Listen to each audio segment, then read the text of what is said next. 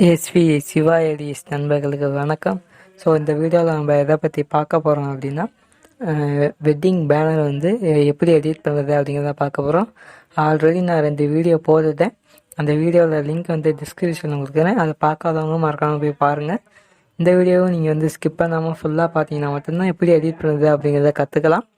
அதுக்கு முன்னாடி நம்ம சேனல் என்ன சப்ஸ்கிரைப் இல்லைன்னா மறக்காமல் சப்ஸ்கிரைப் பண்ணிக்கோங்க. பக்கத்தில் இருக்க பெல் ஐக்கானு கிளிக் பண்ணிக்கோங்க. அப்போ தான் நான் போகிற நோட்டிஃபிகேஷன் வரும். சரி, வாங்க இப்போ வீடியோக்குள்ளே போயிடலாம். சப்ஸ்கிரைப் பண்ணாதவங்க கண்டிப்பாக சப்ஸ்கிரைப் பண்ணிக்கோங்க.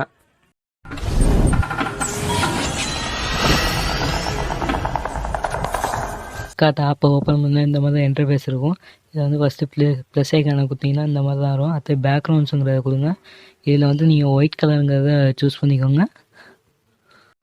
ஃபஸ்ட்டு டூல்ஸ்னு ஒரு ஆப்ஷன் இருக்கும், அதை கிளிக் பண்ணிக்கோங்க. அதை கிளிக் பண்ணிட்டு க்ராப்னு இருக்கும், அதுக்குள்ளே போய்க்கோங்க. இதில் வந்து 3:2 அப்படிங்கிறத டபுள் கிளிக் பண்ணிங்கன்னா இந்த மாதிரி ரேஷியோ வந்துட்டு ஓகே அப்படிங்கிறத செட் பண்ணிக்கோங்க.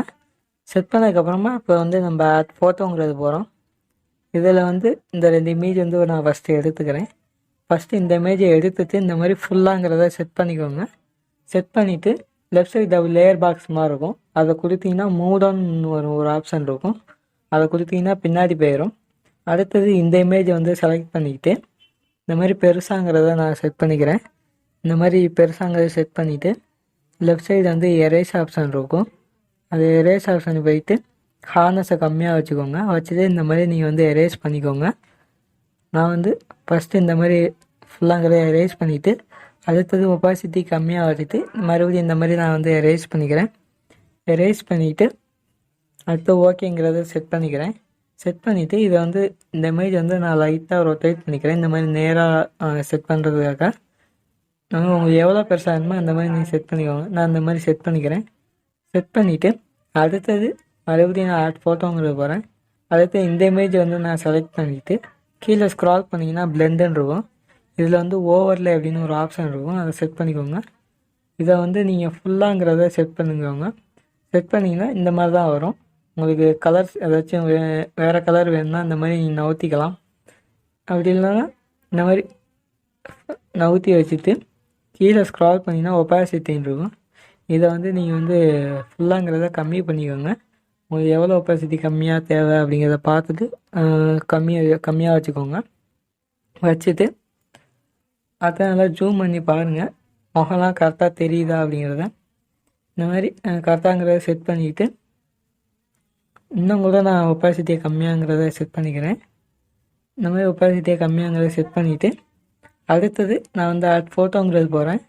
இதில் வந்து இந்த இமேஜை நான் வந்து ஃபஸ்ட்டு எடுத்துகிட்டு க்ராப்புங்கிறத பண்ணிக்கிறேன். கல்யாண மாலை அப்படிங்கிறத மட்டும் நான் க்ராப் பண்ணிவிட்டு மேலே வந்து நான் செட் பண்ணிக்கிறேன். ஃபஸ்ட்டு இந்த மாதிரி சின்னதாங்கிறத செட் பண்ணிவிட்டு அஜித் சார் மேலே வந்து நான் செட் பண்ணிக்கிறேன்.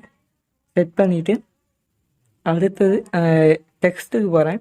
டெக்ஸ்ட்டில் வந்து வெட்டிங் அப்படிங்கிறத டைப் பண்ணிக்கிறேன். டைப் பண்ணிவிட்டு ஃபுல்லாக கலர்ஸ் வந்து நான் பிளாக் கலர் கொடுத்துக்கிறேன். ஃபாண்ட் வந்து மை ஃபாண்ட்டு போனீங்கன்னா இந்த மாதிரி நிறையா ஃபாண்ட் இருக்கும். உங்களுக்கு என்ன ஃபாண்ட் தேவையோ அந்த ஃபாண்ட்டை வந்து நீங்கள் செலக்ட் பண்ணிக்கோங்க.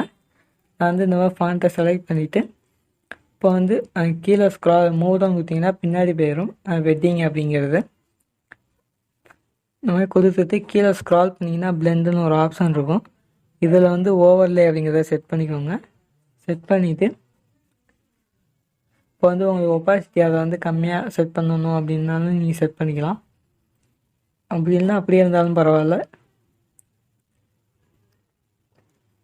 இப்போ எல்லாமே கரெக்டாக இருக்கா அப்படிங்கிறத பார்த்துக்கோங்க. வந்து எல்லாமே கரெக்டாக இருக்குது. இப்போ வந்து நம்ம கீழேங்கிறத நம்ம ஃபோட்டோ இதெல்லாம் நம்ம செட் பண்ணிக்கலாம். எல்லாம் கரெக்டாக இருக்குங்க பார்த்துட்டு ஓகே அப்படிங்கிறத செட் பண்ணிக்கோங்க. செட் பண்ணதுக்கப்புறமா அடுத்தது நான் ஆட் ஃபோட்டோங்கிறது போகிறேன். இதில் வந்து திருமண வாழ்த்து அப்படிங்கிறத டைப் பண்ணிக்கிறேன்.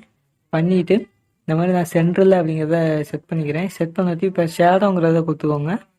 இது வந்து பொசிஷனில் வந்து நீங்கள் கரெக்டாங்கிறத கொடுத்துக்கோங்க. கொடுத்துட்டு எல்லாமே கரெக்டாக இருக்கா பார்த்துட்டு ஓகே அப்படிங்கிறத செட் பண்ணிக்கோங்க. ஏன்னா இப்போ பார்க்காம விட்டிங்கன்னா பேனரே மறுபடியும் நீங்கள் எடிட் பண்ணுற மாதிரி இருக்கும்.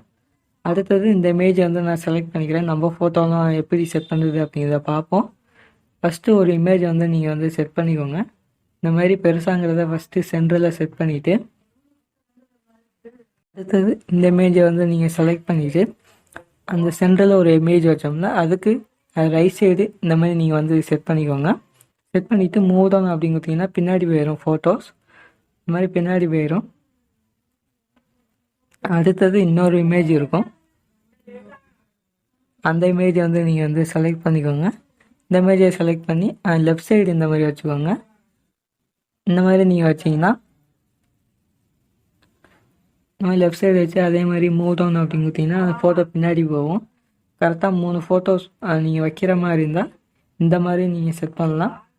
கரெக்டாக தலை மட்டும் தெரிகிறாப்பில் செட் பண்ணுங்கள். இப்போ நான் செட் பண்ணுற மாதிரி நீங்கள் செட் பண்ணுங்கள். கரெக்டாக 3 ஃபோட்டோவும் ஒரே அளவாக இருக்கணும். நீங்கள் வேறு சைஸில் இது பெருசாகவும் இது சின்னதாகவும் செட் பண்ணிங்கன்னா நல்லா இருக்காது. இந்த மாதிரி நீங்கள் வந்து ஃபோட்டோ செட் பண்ணலாம். இப்போ நல்லா ஃபுல்லாக பார்த்தீங்கன்னா இந்த மாதிரி செட் பண்ணலாம். அடுத்தது இந்த ரைட் சைடு இன்னொரு இமேஜ், இந்த இமேஜ் அந்த மாதிரி வச்சு கூட நீங்கள் செட் பண்ணலாம். அப்படி வேணாம் அப்படின்னா இந்த மாதிரி தனித்தனியாக நீங்கள் வந்து செட் பண்ணிக்கலாம். இந்த மாதிரி தனித்தனியாக செட் பண்ணுறப்ப அந்த ப்ளூ கலர் டாட் மாதிரி ஒன்று வரும். அது கரெக்டாக வச்சு நீங்கள் வந்து செட் பண்ணுங்கள். ஏனதானோ அப்படின்னு செட் பண்ணிங்கன்னா பேனரே பார்க்குறதுக்கு அசிங்கமாக இருக்கும். அப்போ நம்ம கஷ்டப்பட்டு எடிட் பண்ணுறதுலாம் வேஸ்ட் ஆகிடும். அதனால் கரெக்டாங்கிறத செட் பண்ணி எரேஸ் பண்ணுங்கள். கரெக்டாங்கிறத வச்சுக்கோங்க.